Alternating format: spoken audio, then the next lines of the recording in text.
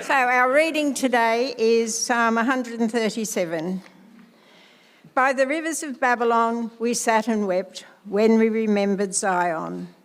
There on the poplars we hung our harps, for there our captors asked us for songs. Our tormentors demanded songs of joy. They said, "Sing us one of the songs of Zion." How can we sing the songs of the Lord when in a foreign land? If I forget you, Jerusalem, may my right hand forget its skill.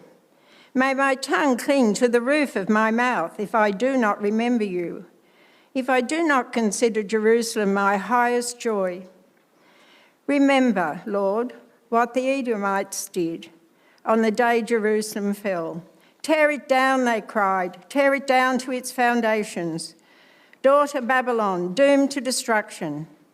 Happy are those who repay you according to what you have done to us. This is the word of the Lord. Well, a good morning to you all. I'm Scott, if there's a few faces who I don't know. And we've been doing this little series. I've got things everywhere. Doing this little series on the Old Testament from the time in which God's people were threatened from the north. That was Jeremiah's kind of great prophetic warning to the people. There is trouble coming from the north. That was a few weeks ago. Then last week we did Daniel. The people of God have been deported into Babylon, and Daniel was one of the heroes, one of the four heroes of the book of Daniel, in which they sought to live faithfully to God in exile or having been deported. And today we're looking from the perspective of the psalmist, what I call the psalmist's lament. Some of you would have got from our parish, if you've had children, sorry Adam, I've got control of the slides by the way. Some of you who have had children baptised or dedicated here would have got this gift from us, the Jesus Storybook Bible. And in fact, if you've got grandchildren and you're looking for a good children's Bible to give, this is a fantastic one. And Sally Lloyd-Jones begins her Bible by talking about the story of creation. You know, she considers Psalm 19, the heavens declare the glory of God. We had some of this idea in our opening song. The God of wonders, beyond this galaxy. And she proceeds through the creation narrative talking about the song of creation. She arrives at the creation of man and woman and considers their invitation to join in the song of creation, which has been going on in the first day in which God started creating. And at the centerpiece of this first creation is the tree of life, the symbol of humanity's perfect participation in the life of God. Singing, for Sally Lloyd-Jones, her kind of opening theme, is an indication of hearts which are filled with happiness.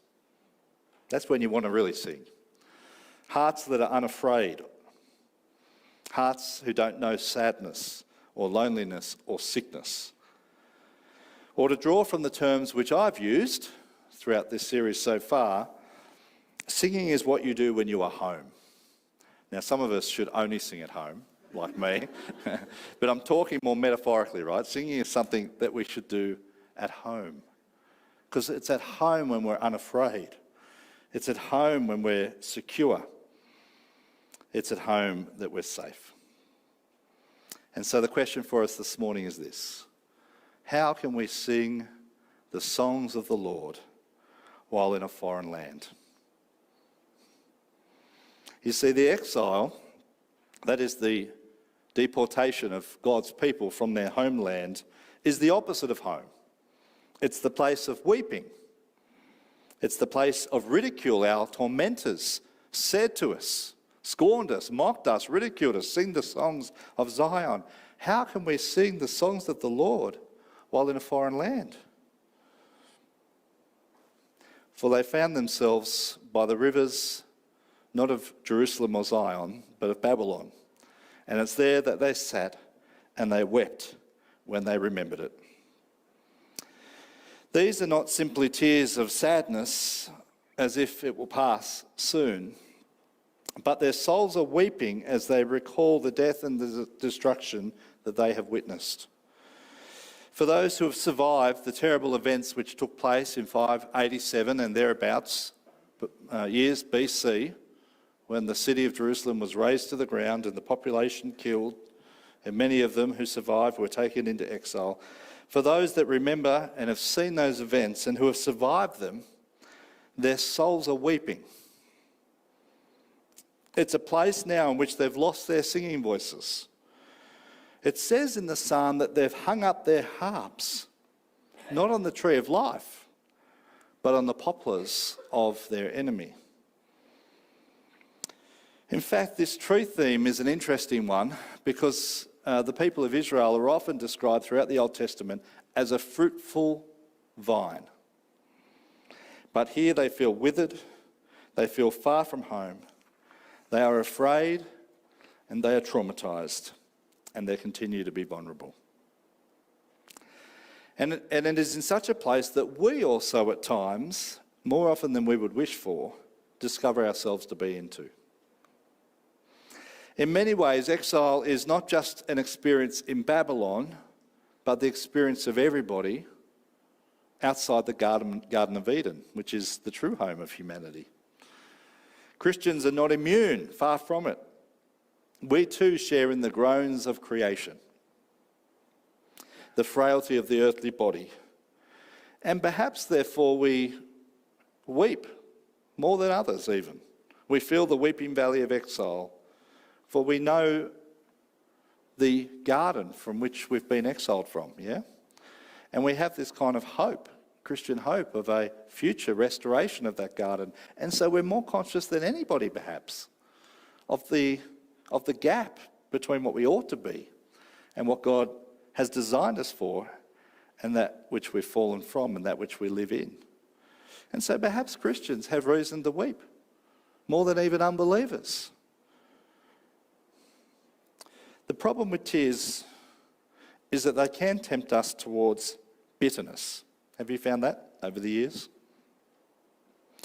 In verse 7, the psalmist turns to those who helped out the Babylonians, the Edomites. Remember, O Lord, what the Edomites did on the day Jerusalem fell. They're just next to the kingdom of Israel. The north is the Babylonians, the Edomites are just kind of south east. Remember what they did. Tear it down, they cried. Tear it down to its foundation. And such bitter memories may lead us to vengeance. Daughter Babylon, doomed to destruction. Happy is the one who repays you according to what you have done to us. Now there's another verse which I've put up there which I asked Denise not to read because I wanted to kind of put it into a bigger context. This is one of the most disturbing verses in the Bible, I think, and certainly in the Psalms. Happy is the one who seizes your infants and dashes them against the rocks. Now, where has this come from? This is what has been done to Judah. This is an act in ancient warfare of genocidal violence against a conquered people. And the psalmist expresses to God their distress and their desire for vengeance. Remember the great theme of justice, an eye for an eye, a tooth for a tooth. And so what this psalmist is saying is, in the context, happy is the one who repays you, Babylon, according to what you've done to us. An eye for an eye, a tooth for a tooth. You have seized our infants. You dashed them against the rocks. May you be repaid according to what you have done to us. Now, the Bible has a rich and multi-threaded account of evil and justice. For God is all-seeing, and God is untouched by evil. Affected, yes, by ours, but untouched within the Godhead. And thus God is the perfect one who can do justice rightly. And the biblical promise of God's end-time justice is that we can choose a different way. Because God is the judge, we don't need to take the sword in our hand. We can put it down precisely because we trust ourselves to one who will make all things right in the end. Now, can I just say that this is such a relief for you and I? For if you have ever been tempted towards doing justice, you're going to find two problems. Firstly, retributive justice is never complete. So let's think about this. An eye for an eye, a tooth for a tooth. Now, just say you managed to complete that type of justice against someone who's taken from you. The problem is that you are still left without an eye, aren't you? Is that truly going to restore to you what you've lost? No, it just gives out your pain. It doesn't give back what you've lost, your eye or your tooth or your heartache or your sense of loss, whatever it is. We cannot achieve justice. We can't. Though we try, just try it, and you'll discover it's a never-ending thirst. And the second reason that it's good that God is the judge and we are not is because our justice is imperfect, tainted, and self-serving. You know, an eye for an eye, no, I'll take two of theirs for mine. You know, two's not enough. You know, we'll always want more because our justice turns into vengeance, doesn't it? And it sets off a chain reaction of acts that raises the stakes. Such is our world today, which is on the brink, again, of armed and nuclear, mutually assured destruction. It is for this reason, our limitations with justice, that I think that this psalm invites us to pray. But I don't think it asks us just to pray what it has in the Psalms. There's lots of other Psalms. In fact, within each Psalm, usually there's a developing story, a movement from darkness to light, if you've ever read them, from problem to solution.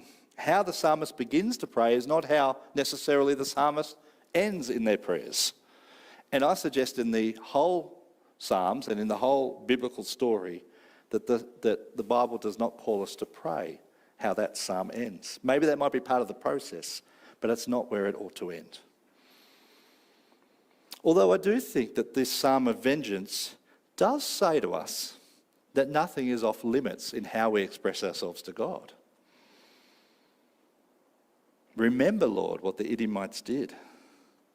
The act of prayer brings something to God which only God can manage. God is big enough to manage your deepest bitterness, your most awful trauma, and the strongest desire for revenge that you've ever had. For that God is all-seeing. And yet the manifold sins of the world against which you rile, those who have been committed against you and others, need something more than your revenge, don't they? They need a decisive act that can match it and overcome it. And what is this act? Well, we have a Messiah, Jesus. He once said on the top of the Mount of Beatitudes these words. He said, "You've heard that it was said, an eye for an eye and a tooth for a tooth. But I tell you, do not resist an evil person. If someone slaps you on one side of your cheek, offer to him the other. If someone wants your coat, give him your shirt also." There's a new way, in other words. In fact, I want to suggest this morning that it's the only way to break this chain reaction of self-perpetuating, vengeful violence in our world. We hear it through the prayer of Jesus, who on the cross, as he's being harmed by violent people, prays what prayer? "Forgive them, Father, for they know not what they are doing." I want to introduce to you a bloke called Miroslav Volf, who's lived through terrible traumatic ethnic cleansing in the Balkans, and who's a theologian now living in the US. And he says this about psalms of vengeance and our desire for vengeance in general. He says, by placing unattended rage before God, we place both our unjust enemy and our vengeful self face to face with a God who loves and does justice. You see, you're not just placing the Edomites and the Babylonians, you're placing yourself. When you've been hurt and harmed, when someone sought to destroy you and you've acted out of self-preservation even, self-defense, you've sought an eye for an eye or a tooth for a tooth. You are, when you're praying this prayer, bringing yourself before a God who is all-seeing and all-perfect. And therefore you bring your vengeful self before them. Miroslav Volf goes on and he says, what the cross does, it's the great equaliser. It turns our monstrous enemies into common humans. And it turns us self-righteous, innocent people, so we think, and brings us into the community of sinners. It's the great equaliser. For the cross is the place where the true nature of our offence against God is clear. For it is the crucifixion that says to us that Jesus had to die for the sins of the world, including ours. And it's the place where we recognise the demonstration of God's love, so manifest, for it is Jesus' choice that he died for us, not because he had to. It's a place where the chain reaction of vengeance is short-circuited and forgiveness is offered to all. As part of your common human sinfulness, and it's also offered to your enemy as part of their shared humanity for which Jesus died.